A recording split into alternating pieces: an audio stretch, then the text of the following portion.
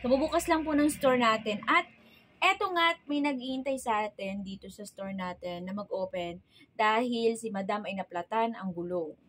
So, may napanood daw si Madam na makakatulong daw yung tire sealer. Lalong-lalo na malayo si Madam sa vulcanized dito para makapagpahangin.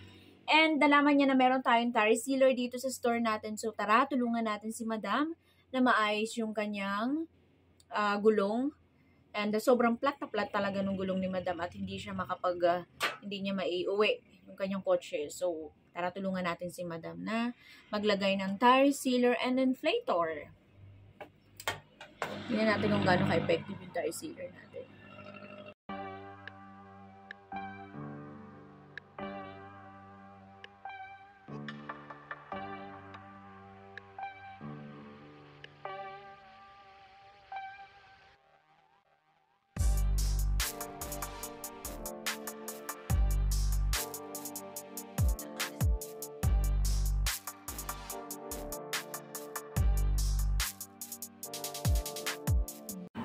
Nag-tire sealer inflator tayo ng gulong ni Ma'am.